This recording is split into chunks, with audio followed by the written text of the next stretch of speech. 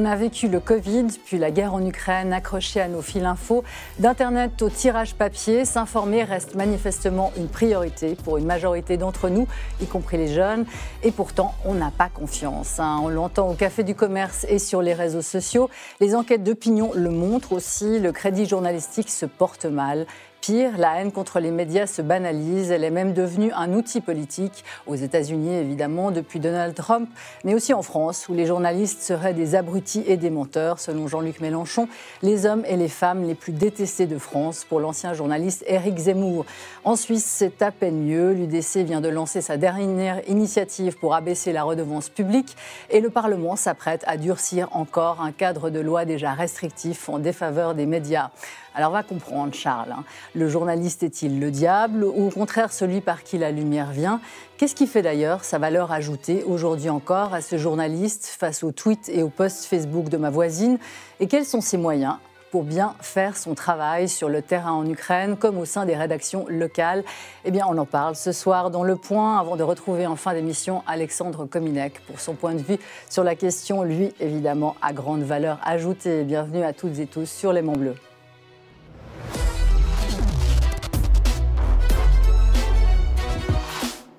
Et bienvenue à nos invités ce soir, la crème, enfin une partie de la crème de notre profession. Je commence par vous, Madeleine von Olson, bonsoir. Bonsoir. Merci d'être parmi nous, rédactrice en chef du quotidien Le Temps, l'un des journaux de référence chez nous en Suisse romande, et à nouveau indépendant des principaux groupes de presse suisses. Jean-Philippe Seppi, bonsoir. Bienvenue à vous. Vous êtes le producteur L'Image de Temps Présent, l'émission de reportage qu'on ne présente plus sur la RTS. Journaliste, vous avez fait aussi beaucoup d'enquêtes et couvert des conflits au Rwanda, en Irak et au Soudan notamment. Vous enseignez le journalisme à l'université de Neuchâtel et terminez une thèse sur l'histoire de la caméra cachée dans le journalisme d'investigation.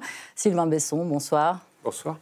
Vous êtes journaliste d'investigation, vous aussi renommé, vous travaillez pour la cellule enquête du groupe Tamedia, le groupe qui détient une grande partie des titres de presse en Suisse. On peut d'ailleurs lire vos articles dans Le Matin Dimanche, La Tribune de Genève ou 24 heures. Et vous avez été aussi rédacteur en chef adjoint du journal Le Temps. Par Zoom, Gaëtan Vanet, bonsoir. Bonsoir. Merci de nous avoir rejoints. De retour d'Ukraine, vous êtes un ancien grand reporter et chef de la rubrique internationale de la radio suisse romande, lauréat du prestigieux Jean Dumur en 2011. Vous encadrez aujourd'hui des journalistes de guerre et autres professions actives dans les zones à risque, pour la Suisse et la Belgique notamment. Vous êtes aussi consultant pour Internews et membre du comité de Reporters sans frontières, RSF, qui vient de publier cette semaine son classement annuel sur la liberté de la presse. La Suisse y recule de 4 points et se classe au 14e rang. Et enfin, Tristan Dessert, bonsoir. Bonsoir. C'est un grand plaisir aussi de vous recevoir. Vous êtes journaliste à la rubrique internationale de l'actualité TV de la RTS, journaliste de terrain de guerre aussi. On a pu voir beaucoup vos reportages et interventions ces dernières semaines en Ukraine. On regarde d'ailleurs tout de suite un extrait, c'était dans le 19-30, en duplex de Kiev, dimanche 27 février, juste avant ce qu'on imaginait être la grande attaque russe contre la ville. On regarde. Eh bien ici, les habitants ont vécu une journée sous couvre-feu, puisqu'il est en vigueur depuis hier soir jusqu'à demain matin. Une journée rythmée aussi par le bruit des bombardements qui sont toujours réguliers, qui s'intensifient une fois la nuit tombée généralement, mais qui pour l'instant restent encore limités. En tout cas, ils ne touchent pas le centre-ville où nous nous trouvons. Voilà, c'était donc le 27 avril. Vous avez quitté Kiev le lendemain. Pour quelle raison d'ailleurs être parti ? Il y a eu beaucoup de discussions avec Erwan Jagu, qui était le caméraman qui m'accompagnait, et avec la direction de la RTS pour savoir si on restait ou si on partait. Il faut savoir que la crainte, effectivement, c'était que les Russes, qui étaient tout près de la capitale, prennent la capitale ou encerclent la ville et empêchent tout départ par la suite.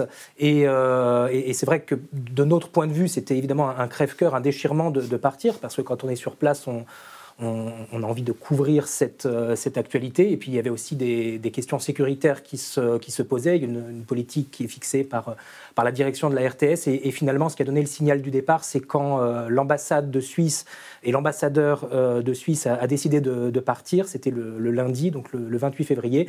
Et on nous a demandé d'accompagner en fait le mouvement et de profiter de cette occasion pour partir avec lui et pour ne pas se retrouver coincé là-bas. La suite a montré que finalement la capitale n'est pas tombée, mais on ne pouvait pas le savoir à l'époque, évidemment. La sécurité des journalistes, c'est une grande question des rédactions. Justement, Madeleine Fenelson, comment vous décidez qui va et où? Et d'ailleurs, vous avez combien de journalistes aujourd'hui pour Le Temps sur le terrain? Alors peut-être d'abord sur la première partie, on s'est retrouvé aussi avec un journaliste sur place à Kiev. Et pareil, beaucoup de discussions avec lui au sein de la rédaction. La différence peut-être, c'est que c'est Boris Mabiar qui est aujourd'hui indépendant. Il a un très bon travail. Il a été chef de la rubrique internationale au Temps, donc c'est quelqu'un qui a beaucoup d'expérience. Et lui, il a décidé et voulait rester. Donc on l'a laissé.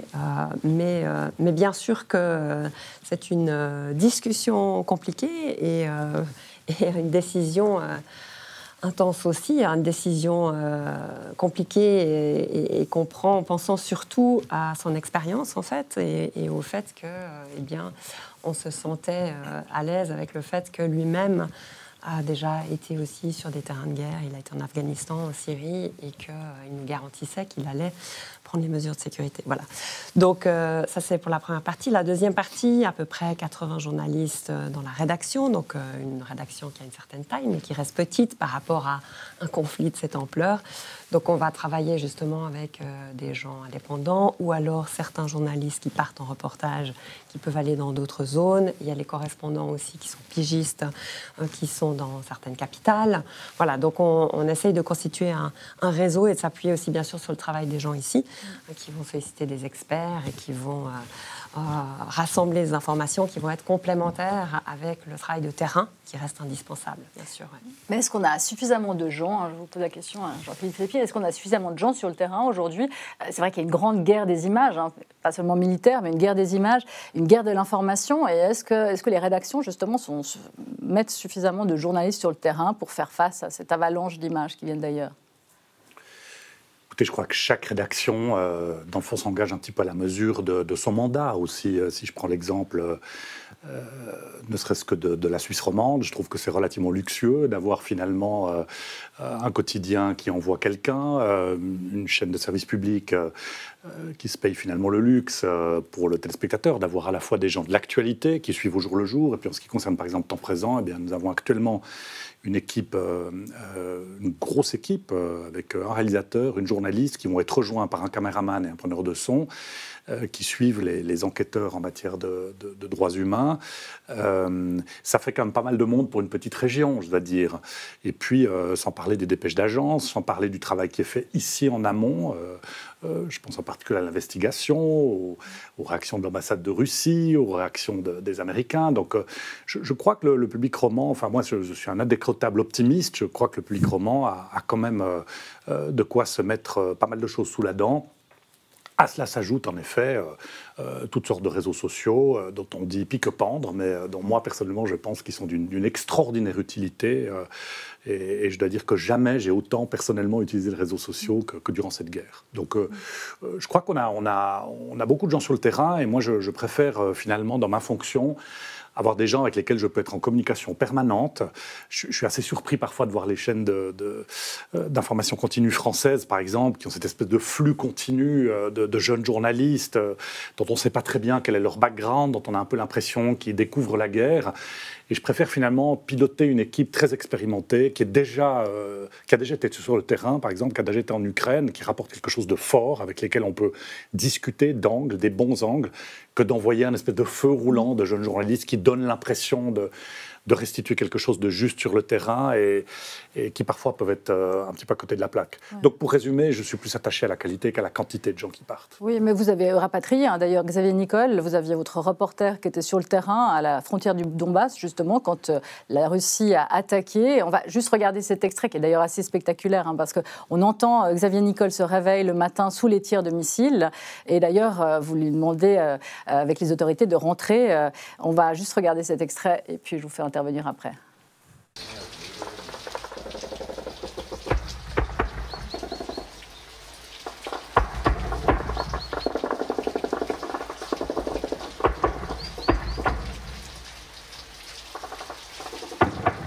J'interroge l'ambassadeur par messagerie. On me conseille de quitter le Donbass le plus vite possible, option confirmée par la production de Temps Présent. Dehors, les tirs de missiles russes redoublent d'intensité.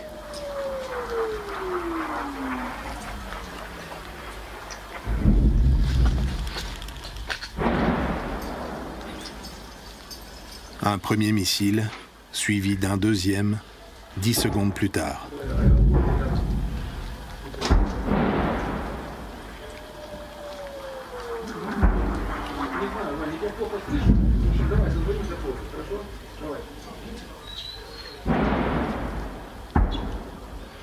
Il y a les missiles qui passent au-dessus là. Ils tombent. Va dehors, écoute. Let's go.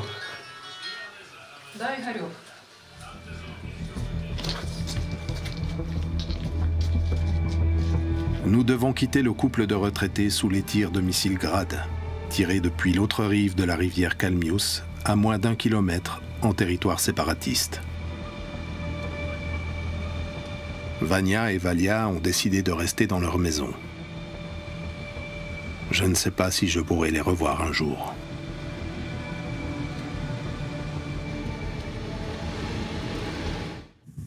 C'était donc en Ukraine sous les bombes, signé Xavier Nicolle et diffusé le 10 mars sur la RTS. On le voit quand même, c'est très saisissant. Ça, justement, c'est pas la plus grande plus-value du journalisme aujourd'hui, d'être précisément, de pouvoir à la fois filmer, saisir ces instants-là et en même temps les commenter et apporter un crédit face aux fake news.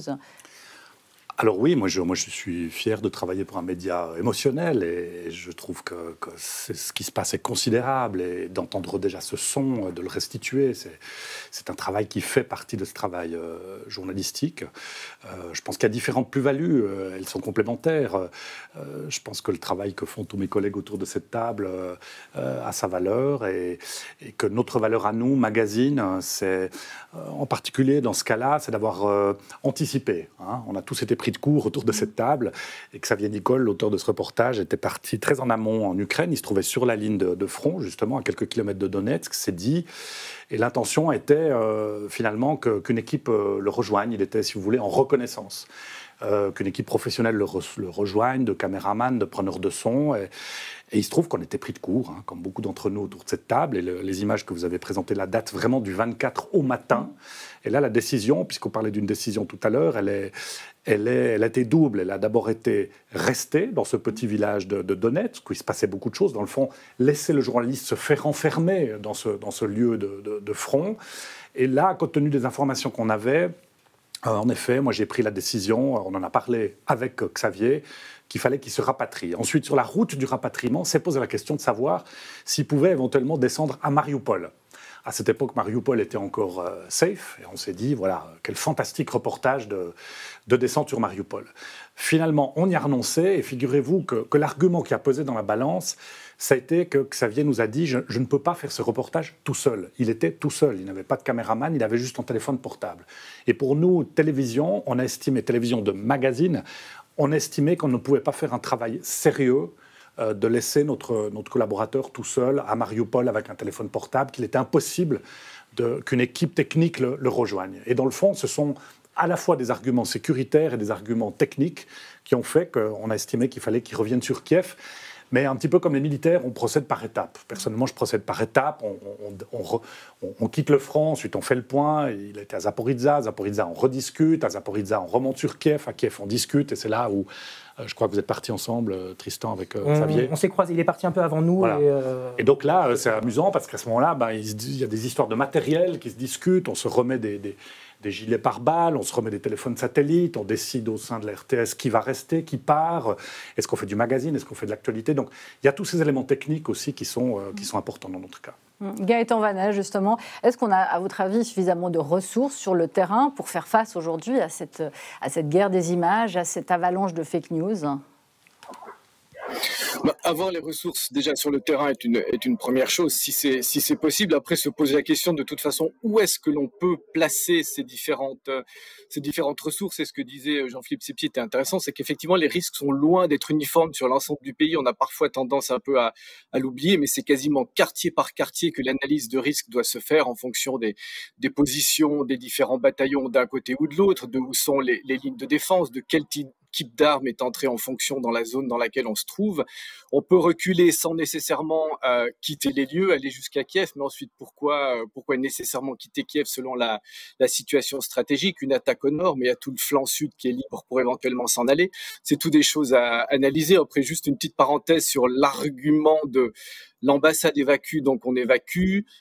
Pour moi, dans une analyse de risque, je dirais que c'est pas l'argument essentiel, dans le sens où, si je revenais sur la plupart des reportages que j'ai faits, si j'étais pas allé là où l'ambassade me disait de ne pas aller, je serais allé à peu près nulle part. Mais ça, c'est un argument dont on tient compte ou dont on ne tient pas compte dans l'analyse de risque.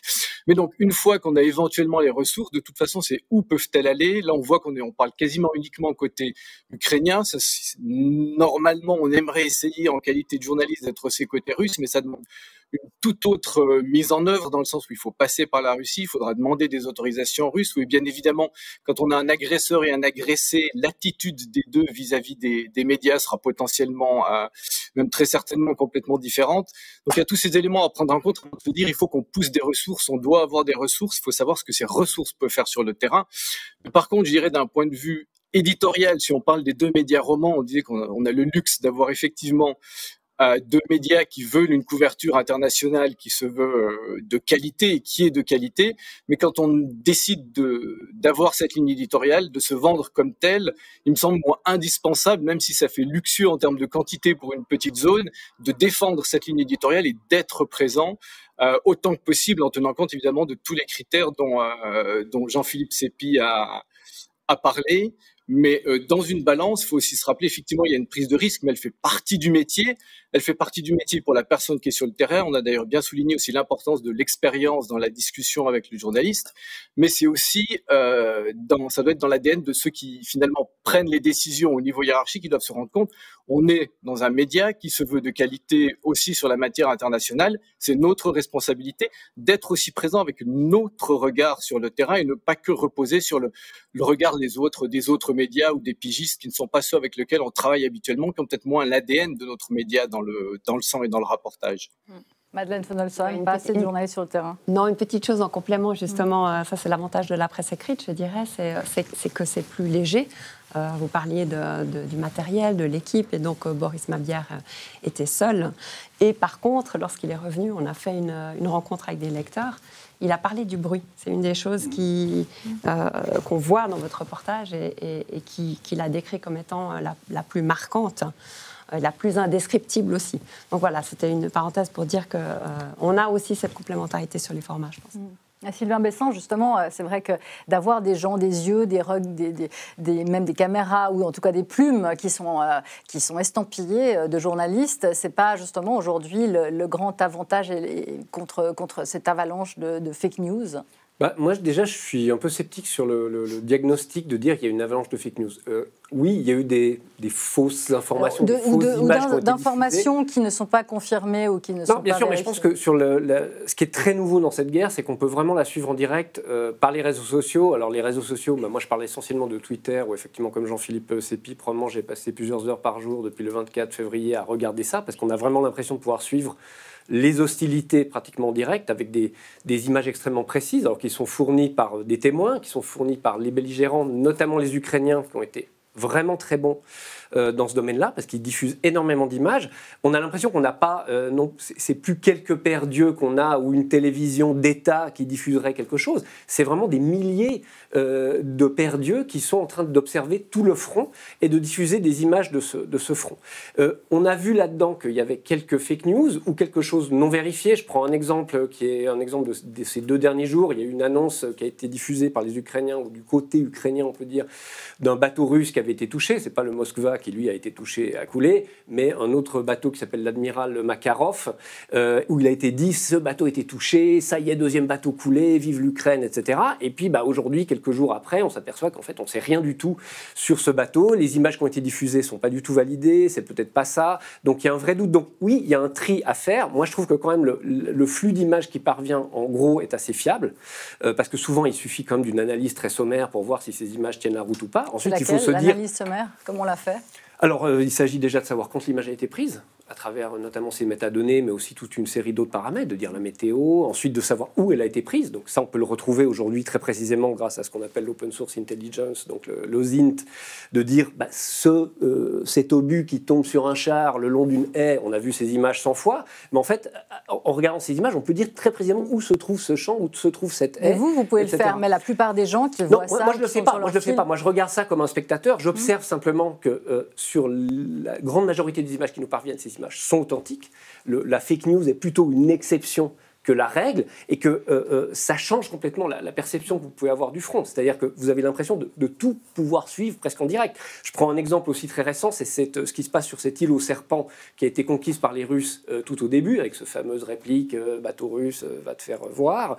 Et puis, aujourd'hui, on voit que cette île aux serpents est bombardée pratiquement tous les jours par les Ukrainiens, que les Russes ont énormément de mal à tenir cette île. Ça, c'est une histoire où les médias ne sont pas du tout là. Il n'y a personne sur l'île aux serpents, il n'y a personne près de l'île aux serpents. Les seuls qui sont là sont mais à Mariupol non plus, il n'y avait personne. Exactement, Mariupol, c'est un petit peu la même situation. Donc c'est vrai qu'on se retrouve dans des situations, en fait, les belligérants, et notamment les Ukrainiens, parce qu'ils sont très bons là-dedans, diffusent des images pour dire, regardez comment on se bat, on inflige des pertes à l'ennemi, etc. Et que derrière, en fait, le travail des journalistes n'est pas d'être sur place véritablement, parce que c'est pas possible, mais de dire, est-ce que ces images sont fiables, est-ce que ces images sont vraies, de quand datent ces images, est-ce qu'on est en train de nous resservir quelque chose qui n'est pas, en fait, de cette guerre-là, mais qui pourrait dater d'il y a plusieurs années. Donc je pense que le travail des médias, bien sûr que c'est important d'être sur place, bien sûr que le travail du correspondant, il est indispensable, mais il y a en fait un deuxième maintenant travail ou troisième travail indispensable qui est de dire, maintenant on va devoir vérifier en fait ce flot d'images permanent qui est incroyable, parce que ces images sont littéralement incroyables, c'est des images qu'on n'avait jamais vues. Enfin moi c'est une manière de faire la guerre que j'avais jamais vue,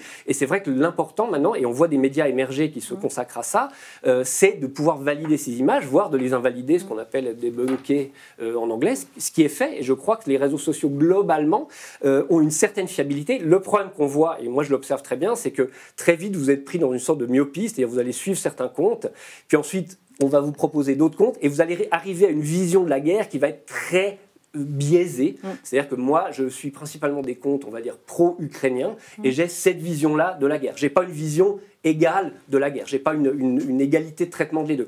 Mais il faut être conscient de ce biais, et là les médias, je pense, ont un rôle important à corriger un petit peu ce biais-là. Mais ça, c'est une grande critique, un grand reproche, Madeleine von Holsten, qu'on fait à toute la presse, à tous les médias occidentaux, justement, d'être biaisés, d'être pro-ukrainiens largement, que ce soit des reportages sur le terrain ou même des analyses. Vous répondez quoi à cette critique? Alors, un des enjeux, c'est d'en avoir conscience et de chercher à traiter. Mais comment on contrôle ça quand on est à la tête de médias, justement, et qu'on se dit il faut équilibrer, en même temps on pondère en fonction de quoi? On cherche d'autres sources. On a eu, par exemple, au début du conflit, un texte magnifique de Emmanuel Carrère, qu'on a pu publier, qui était à Moscou et qui a fait un récit. Voilà, c'est un écrivain qui apporte un regard sur une ville. Pendant quelques heures, il y est, il ramène ce regard. Voilà, on utilise le VPN pour accéder à certains médias russes en sachant que ce sont des médias étatiques. On peut solliciter des Russes en exil. On travaille d'ailleurs aujourd'hui avec un réseau, ça c'est une des initiatives aussi qui a été lancée par Geneva Solutions, de travailler avec des journalistes en exil, russes et ukrainiens, qui eux-mêmes font un travail soit sur le terrain ou alors en recontactant des sources sur place. Voilà, donc c'est une multitude de démarches à entreprendre. Ce que je voulais dire par rapport à la question du bateau, j'ai récemment appris, en fait je ne savais pas, que le Titanic, lors du drame du Titanic, a d'abord été couvert par la presse et par plusieurs journaux avec l'annonce que personne n'était mort dans ce bateau. Et en fait, que s'est-il passé? C'était les ondes radio, c'est la radio qui servait d'information de base. Et donc, les journalistes ont entendu les messages radio du Titanic lui-même qui annonçait le début du désastre. Et ensuite, ils ont entendu les sauveteurs. Les sauveteurs sont arrivés, et puis il n'y avait plus de messages. Et donc, la presse a titré tout le monde a été sauvé, 2000, etc. Voilà, c'est pour dire que... Nous aussi, on tombe, et on tombait même à l'époque du Titanic dans ce type de piège, autant il n'y avait pas de réseaux sociaux. Gaëtan Vanet, justement, pour cet équilibre du traitement par les médias occidentaux de ce conflit.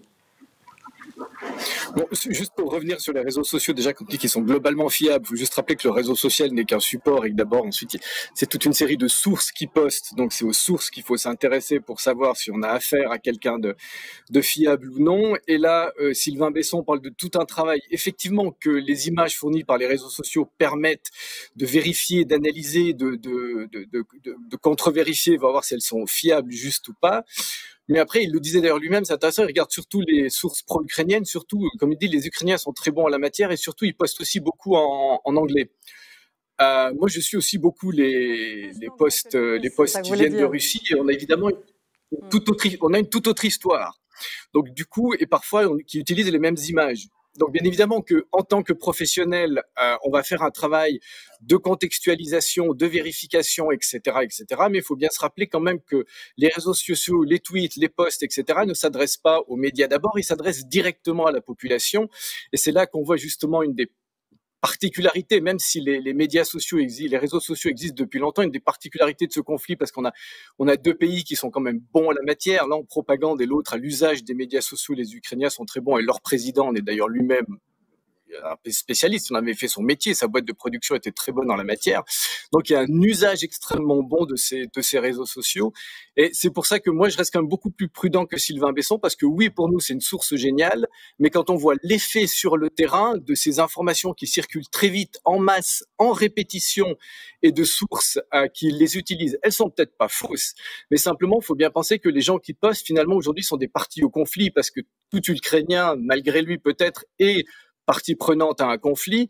Donc évidemment que ce qu'il va poster en qualité de témoin n'aura pas la distance, n'aura pas le recul, n'aura pas la contextualisation que le journaliste doit apporter. C'est pour ça que j'aime pas du tout d'ailleurs la notion de journaliste citoyen. C'est soit un témoin, soit un journaliste, et on aura une différence dans ce qui sera mis, du moins j'espère qu'il devrait y avoir une différence de ce qui est mis dans le réseau social pour ce qui soit posté sur les réseaux sociaux au nom du média que représente le journaliste. Eh bien, on a une marque, on a eu la même confiance que pour le format, que ce soit la télévision ou le journal du média qui est derrière, qui supporte le journaliste qui a mis ce post. Alors, on va continuer le débat, mais c'est le moment de faire une courte pause. On se retrouve tout de suite pour savoir ce qui fait aujourd'hui la valeur du journalisme. À très vite.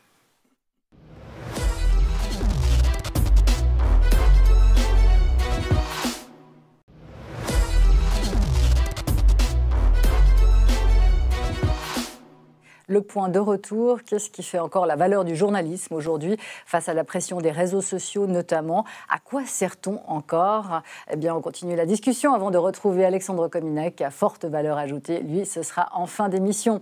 Alors justement, Jean-Philippe Sépi, à quoi est-ce qu'on sert? Qu'est-ce qui fait la valeur ajoutée d'un journaliste par rapport à un tweet de ma voisine? Alors écoutez, vous parlez de pression des réseaux sociaux face au journalisme traditionnel. Moi, je ne vois pas du tout les choses comme ça. J'ai l'impression que c'est un réflexe de forteresse assiégée où il y aurait nous contre eux. Je pense qu'on a dépassé largement ce stade-là. D'abord, je fais confiance en démocratie de ce côté-ci du nouveau rideau de fer à nos auditeurs, lecteurs, téléspectateurs pour profiter de cette offre extraordinaire de la fabrication de l'information dont les réseaux sociaux font partie. Deuxièmement, je pense que l'enjeu ici, il n'est pas bon journalisme contre mauvais journalisme. Les réseaux sociaux participent du journalisme. Nous participons, notre journalisme participe des réseaux sociaux. Je pense que le vrai problème, c'est le problème du temps de cerveau nécessaire, le temps d'attention. C'est ça le problème. C'est qu'effectivement, quand on est sur Twitter, on n'est pas sur le matin dimanche, on n'est pas dans le temps ou la RTS. Et c'est avec ça qu'on doit batailler finalement. C'est ce fameux temps d'attention, le marché de l'attention. Vous utilisez d'ailleurs, vous avez fait un temps présent en direct de Genève avec des témoignages recueillis depuis Genève, avec des images de réseaux sociaux, notamment TikTok. On va voir peut-être un petit extrait, comme ça on se rend compte. Autres images d'avance, celle la plus inquiétante, celle de ces troupes russes déployées en masse et depuis des semaines près de la frontière ukrainienne. Mais à de rares exceptions, les Ukrainiens ne croient pas à une invasion.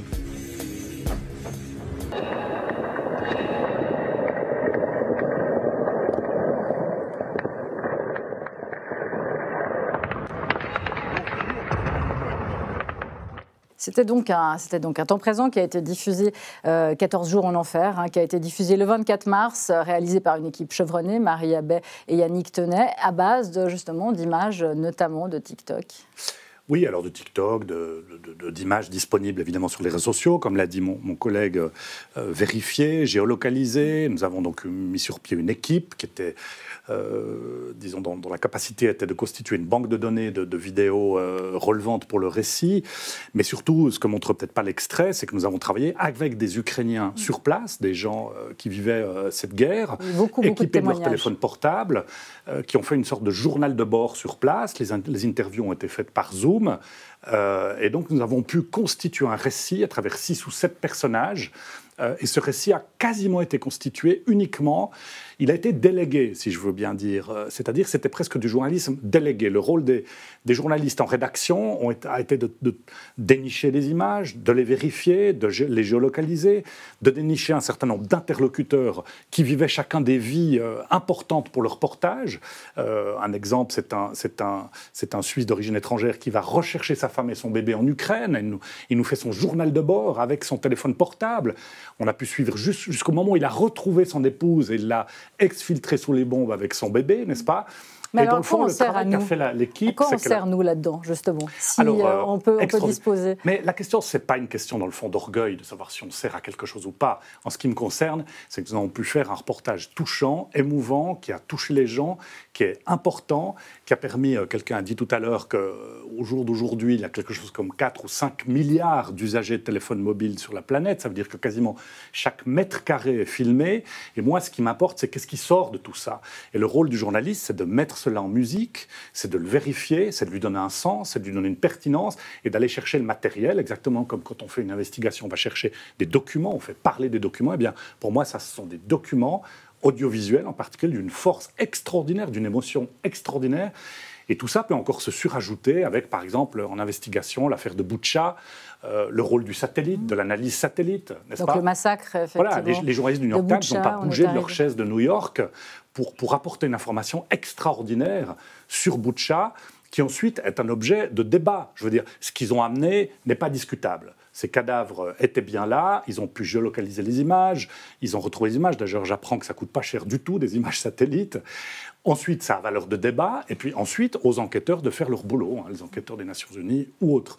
Donc, je crois qu'il faut sortir, une fois encore, comme je l'ai dit, de cette position de forteresse assiégée ou d'orgueil. Mais alors, à quoi on sert? Et puis, justement, je pense que nous sommes plus utiles que jamais. Il n'y a pas que ça, il n'y a pas que ces images. Mais en ce moment, notre rôle, il est aussi de mettre en musique cet extraordinaire matériel d'une richesse inouïe, d'une profondeur inouïe, que ce soit pour l'enquête, que ce soit pour l'immersion, et puis, de nouveau, lui donner sens. Et je note que souvent sur les réseaux sociaux, nos amis des réseaux sociaux, tous ces comptes qui sont mentionnés,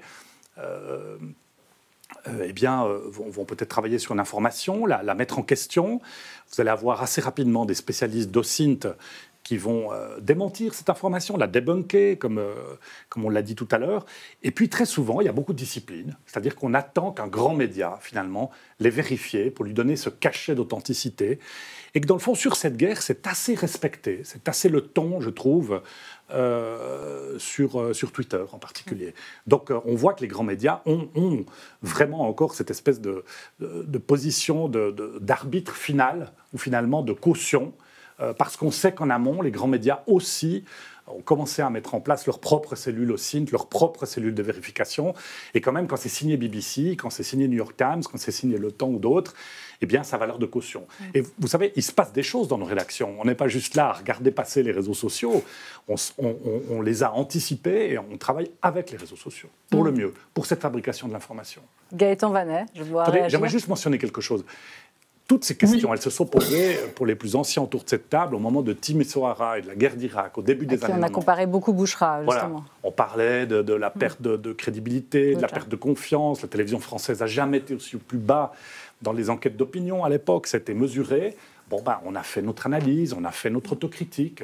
Et puis ensuite, je note par exemple que lors de la crise du Covid, où on a dit toutes sortes de choses sur la perte de nos lecteurs, la perte de confiance, jamais nous n'avons fait de telles audiences à la RTS. Je crois que Le Temps, ça a très bien marché aussi.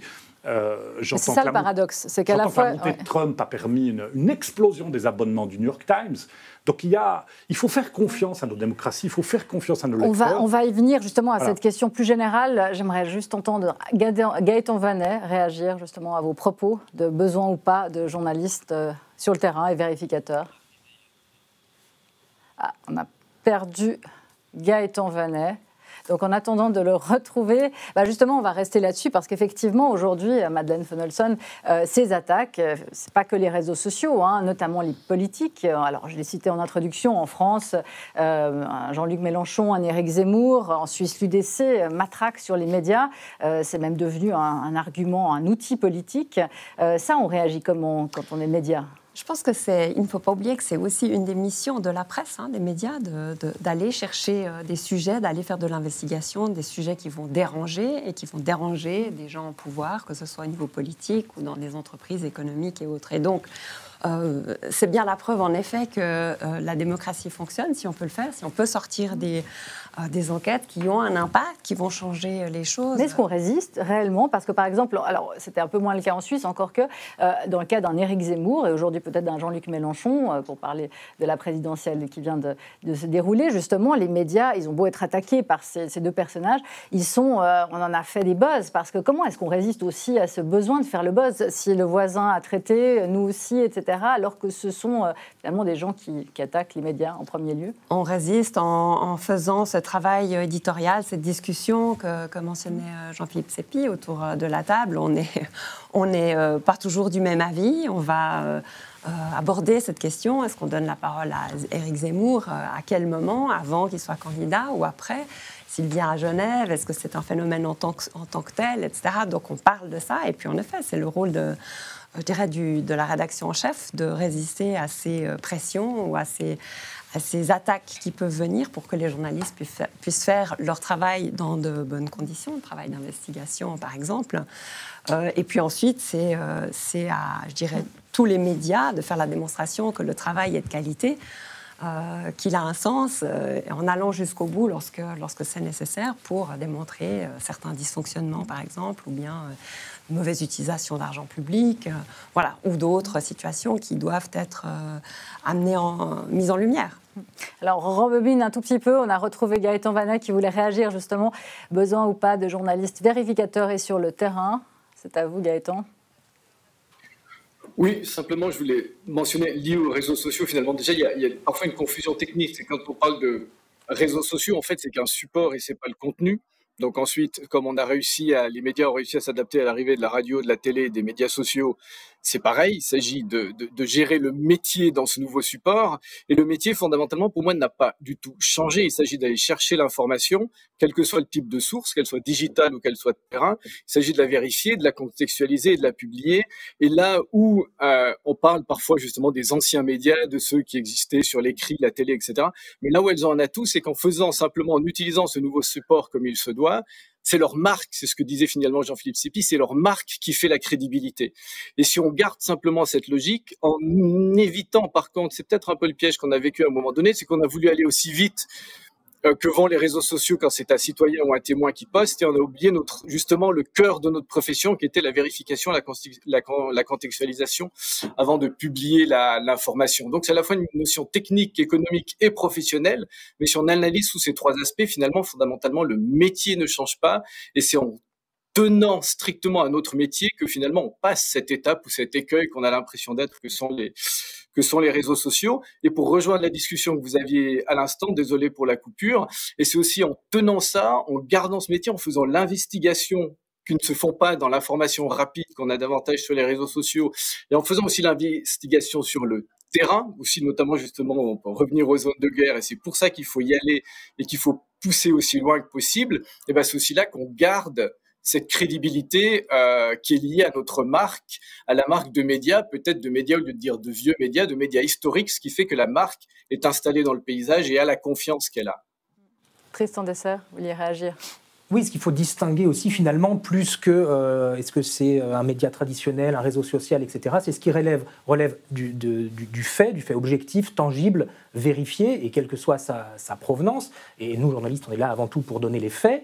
Et puis il y a ce qui relève des opinions, qui peuvent être des opinions argumenter des points de vue, et il faut que ça soit identifié comme tel. Et puis après, le problème peut-être des réseaux sociaux, c'est qu'il y a aussi des opinions qui relèvent un peu du n'importe quoi, avec des fausses nouvelles ou des choses qui sont tout simplement qui ne sont pas du tout argumentées ou qui sont totalement fausses. Et c'est là qu'il faut faire cette distinction. Mais les sources en elles-mêmes sont très complémentaires. Et le travail du journaliste sur le terrain est complètement complémentaire avec ce qu'on peut lire par ailleurs sur, on parlait de cette open source intelligence, c'est du travail très important qui est fait à distance. Le journaliste, lui, sur le terrain, sera au plus près des témoins. Il pourra donner la parole à ceux qui ont vécu la situation directement. Il pourra raconter ce qu'il a vu, raconter ce qu'il a entendu. Et ce sont des choses tout à fait complémentaires. Voilà. Mais justement, est-ce qu'on a, alors là vous avez cité 2 exemples, est-ce qu'on a encore assez de moyens aujourd'hui pour faire du fait, hein, pas seulement en journalisme de guerre, mais en journalisme tout court, parce qu'on fait beaucoup de commentaires, on va beaucoup, il y a les chaînes d'infos en continu en France qui matraquent, mais pour des raisons économiques aussi, hein, parce que ça coûte moins cher d'avoir des chroniqueurs, d'avoir des commentateurs, il y a peut-être le phénomène réseaux sociaux aussi, où il y a une mode du commentaire contre un autre. Est-ce qu'aujourd'hui on a encore assez de ressources, assez de moyens pour faire du journalisme de terrain ? Sylvain Besson. Alors, des journalistes de terrain, moi je déplacerai un petit peu, ça dépend un petit peu ce qu'on entend par terrain. Il a beaucoup été question terrain ici politique, de dire le journalisme d'investigation, par exemple, de dire court. oui, ça c'est une plus-value importante du journalisme.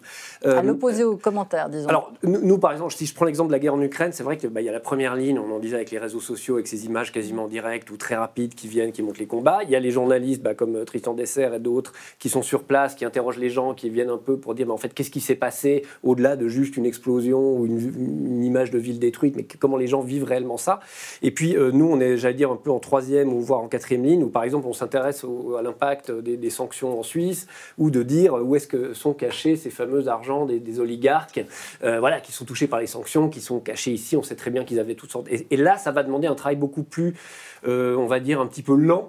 Et il y a une différence là entre le média et le journalisme citoyen, ou n'importe quel blogueur ou utilisateur de Twitter ou personne qui pourrait mettre des informations sur les réseaux sociaux, c'est qu'il faut un accès en fait aux sources. Et là-dessus, tout le monde ne peut pas avoir cet accès-là. Forcément que, par exemple, si vous devez parler à un conseiller fédéral ne va pas pouvoir informer la population one-to-one et lui expliquer chaque problème. Il va falloir limiter. Et en fait, l'avantage des médias, c'est qu'ils ont, eux, accès notamment aux sources gouvernementales, judiciaires et autres, qui permettent au final de trouver des informations qui sont difficiles à trouver, comme par exemple l'argent des oligarques, il est où, il y a combien, qui possède quoi, où, dans quelle banque, chez quel avocat, dans quelle structure, etc. Et là-dessus, je dirais, les moyens, ils sont très petits. Ils ont toujours été, même dans les plus grands médias, les gens du New York Times, par exemple, vous disaient, oui, nous, on a une cellule d'investigation, on est immense, on est le New York Times, pourtant leur cellule est très petite, et ça a toujours été très dur pour eux de s'imposer, d'avoir toujours le temps pour mener des projets. Donc il faut bien choisir, j'allais dire, ces combats. Ensuite, ce temps, heureusement, aujourd'hui, on l'a encore, en tout cas, si je parle pour Tamedia, puisqu'on a la chance d'avoir une cellule d'enquête qui est minuscule, donc qui est d'une dizaine de personnes sur 3000 employés de Tamedia, donc c'est vraiment tout petit. L'avantage qu'on a, c'est qu'on a du temps, on a quand même quelques moyens pour vérifier les informations au niveau des datas, de collection des datas, puis des collaborations internationales qui permettent d'avoir notamment l'accès à différentes fuites de données qui nous disent, par exemple, tel oligarque avait tel argent dans telle banque à Genève ou à Zurich ou en Suisse. Donc, on a des moyens, mais ces moyens sont extrêmement limités. Et puis, ça veut dire qu'on va devoir les utiliser vraiment pour les grands combats ou les grandes causes qui comptent. Et c'est là qu'il y a, je pense, un vrai débat à avoir. Parce que je pense que ce que contestent la plupart des gens, c'est pas que les journalistes soient incompétents, incapables, ou n'aient aucun moyen, ou n'aient aucune idée, ou soient pas intelligents. C'est plutôt de dire quelle est en fait votre éthique par rapport à l'utilisation de ces moyens. Comment vous choisissez, entre guillemets, vos cibles? Parce que c'est vrai que quand vous êtes journaliste d'investigation, il y a toujours un peu un méchant de l'histoire, et on va toujours s'attaquer à quelque chose ou à quelqu'un. Et d'ailleurs, il paraît que c'est le bon journalisme d'investigation doit forcément déranger quelqu'un. Donc la question que beaucoup de gens ont, c'est au fond, quelle est votre éthique? Quel est un peu votre code moral? Dans quel univers moral vous évoluez? Et là-dessus, je dois avouer, c'est pas très simple de répondre. Je pense pas qu'il y ait une réponse simple à donner. On peut pas dire, écoutez, je vous sors le code de qualité Tamedia, vous lisez ça, puis voilà. On en a un. Et il est très bien, et la SSR en a un probablement encore bien plus développé, mais Après, je pense que les gens ont un vrai questionnement de savoir comment vous choisissez vos combats, de quelles valeurs vous réclamez. Par exemple, sur la guerre en Ukraine, beaucoup de gens ont dit « Oui, mais je ne comprends pas, pourquoi vous ne vous intéressez pas à Zelensky et à ses sociétés offshore ?» Bon, je pense qu'on peut essayer de répondre très clairement qu'aujourd'hui, Poutine est probablement une plus grande menace pour la paix mondiale, que Zelensky pose un plus grand problème. Mais donc pourquoi on va plutôt on ne s'intéresse s'attaquer pas à l'oligarque qui, justement, effectivement, était derrière Zelensky, qui est d'ailleurs domicilié au forfait, écoutez, on s'y était intéressé. Il y a eu des choses qui ont été publiées il y a quelques mois là-dessus. Il s'avérait simplement que ce n'était pas d'une pertinence folle pour comprendre le combat d'aujourd'hui, alors que les oligarques et le système poutinien qui repose sur ces oligarques, sur cette domination de l'économie russe à travers ces personnes, est beaucoup plus pertinent. Donc, si vous voulez, l'urgence aujourd'hui, nous, on n'a pas concrètement le temps de faire tout d'un coup un détour pour dire « Ah, mais à propos, il y avait l'oligarque de Zelensky, qu'est-ce que c'est que ça ?» On y reviendra sans doute, mais comme je disais à quelqu'un, en l'occurrence c'était à Guy Mettan, écoute Guy, on s'intéressera à Zelensky davantage quand l'Ukraine envahira la Russie et non l'inverse. Donc c'est simplement une question de priorisation. Cela dit, je pense que ce débat sur l'éthique des journalistes, il est très important à mener de nouveau aujourd'hui, quand on voit les attaques qu'il y a, notamment aussi en Suisse, sur les médias, avec notamment ce débat sur les mesures provisionnelles qui aura lieu cette semaine, de savoir est-ce qu'il faut que ça soit plus simple pour un tribunal, sur demande d'une personne, d'interdire en fait une publication. Justement, vous qui êtes dans un média très attaqué en Suisse, la RTS, justement, là, il y a une initiative de l'UDC pour baisser encore la redevance. Comment est-ce qu'on vit ça de l'interne? Justement, cette pression des politiques qui tiennent aussi le couteau par le manche, parce qu'ils tiennent aussi ce qui vous fait vivre. On essaie de faire notre travail le mieux possible. Je crois que c'est la meilleure réponse à donner. Oui, écoutez... Si on prend un tout petit peu de hauteur, je crois qu'il faut rappeler que l'industrie des médias, c'est une industrie, comme n'importe quelle industrie. L'industrie de l'horlogerie a dû passer par un certain nombre de transformations.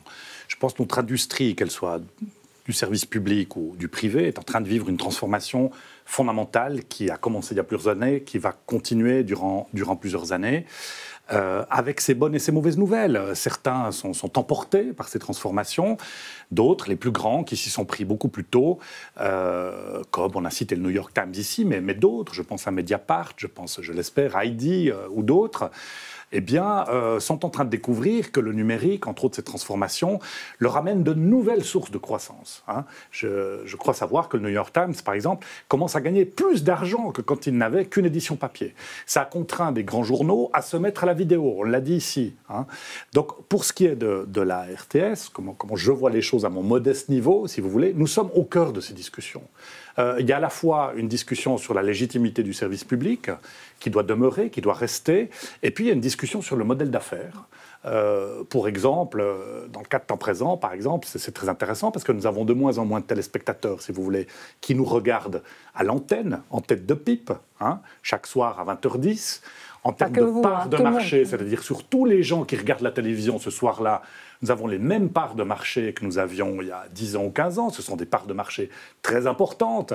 Quand on fait un sujet sur les chalets en Suisse, on a quasiment un ménage suisse romand sur deux qui nous regarde. C'est considérable. Sauf qu'on a 60 000, 70 000 téléspectateurs en moins. Mais ils sont allés où, ces 60 000 téléspectateurs en moins? Sur la chaîne YouTube de Temps Présent. N'est-ce pas? On nous regarde sur notre chaîne YouTube qui a passé à peu près de 40 000 abonnés à 160 000 abonnés en 2 ans. N'est-ce pas?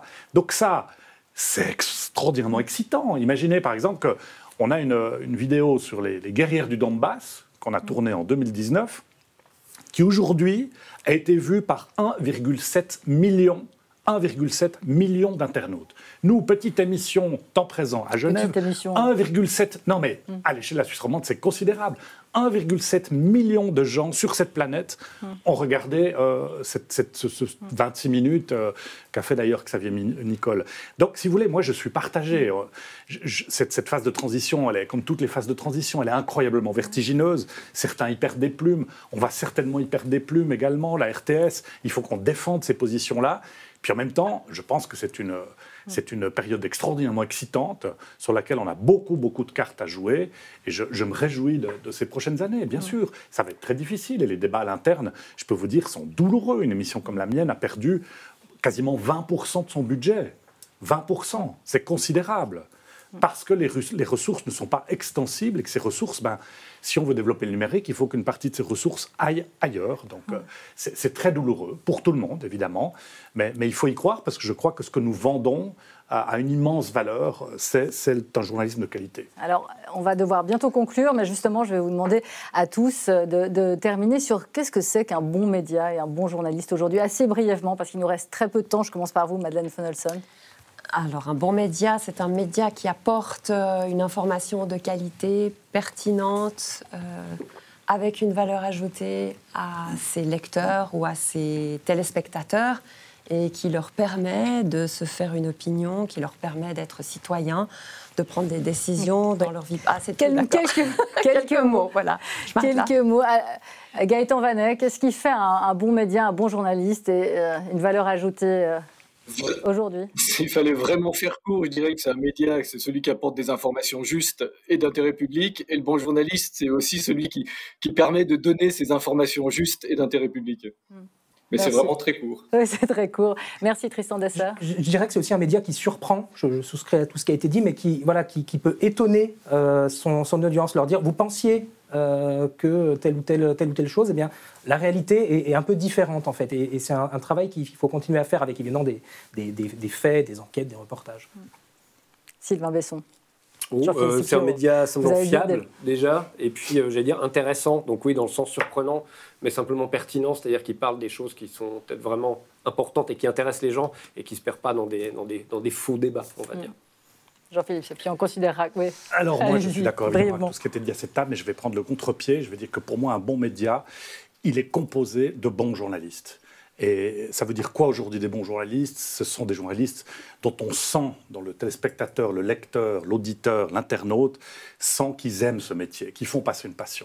Parce que pour moi, il y a un danger qu'on ne mentionne jamais, c'est celui que j'appelle, de manière un peu provocante, l'extinction de la race.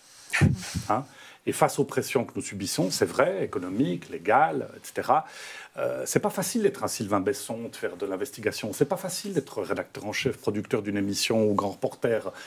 Il faut le vouloir. C'est pour ça que je dis que ceux qui font de bons médias, ce sont de bons journalistes. Et j'ai beaucoup d'élèves à l'université de Neuchâtel, et je suis ravi de constater que quasiment 80% des étudiants au master en journalisme à l'université de Neuchâtel trouvent un job à la sortie du master. Toutes les professions ne peuvent pas le dire, et ça me rend extrêmement optimiste. Là, ça sera le mot de la fin. Enfin, maintenant, il y a un autre mot de la fin, celui d'Alexandre Kominac, qui se prend un peu aussi pour nous ce soir. On le regarde.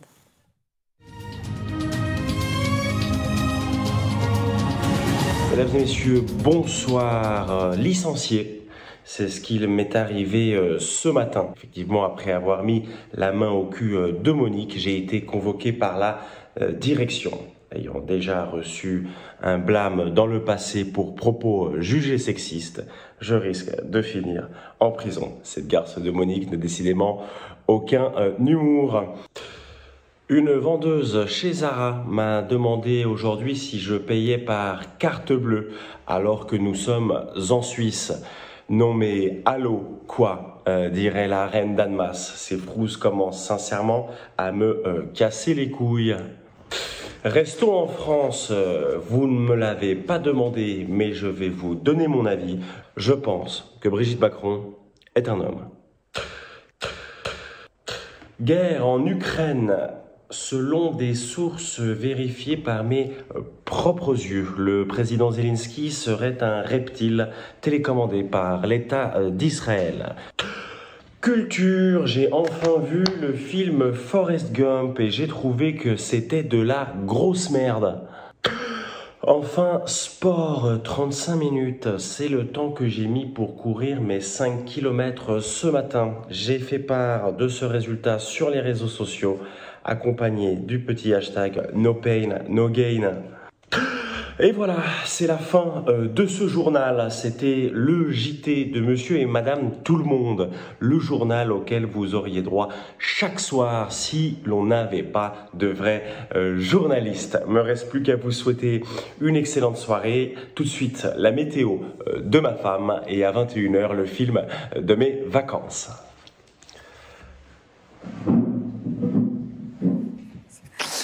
Merci Alexandre Kominac et merci à vous toutes et tous ce soir. Le point, c'est terminé. Si tu pouvais mettre le prompteur, voilà, je peux. Merci Alexandre Kominac et merci à vous toutes et tous ce soir. Le point sur le journalisme indispensable. Ouais, c'est un gars. Tu peux me le monter parce que j'ai plus de pédale. Merci. Merci Alexandre Kominec et merci à vous toutes et tous ce soir. Le point sur le journalisme indispensable, mais sait-on encore pourquoi? On espère vous avoir donné quelques clés ce soir. Et merci aussi de nous aimer ou pas, hein, mais surtout de nous suivre. Dimanche prochain, on retrouvera Jean-Pierre Raffarin et Micheline Calmiret sur ce plateau, un ancien Premier ministre et une ancienne présidente de la Confédération, pour parler évidemment de politique internationale et nationale et de confiance aussi à rétablir d'urgence avec la population. Journalisme et politique ont beaucoup de points en commun. En attendant, on vous souhaite une très bonne semaine et une bonne soirée à toutes et tous sur l'Aimant Bleu.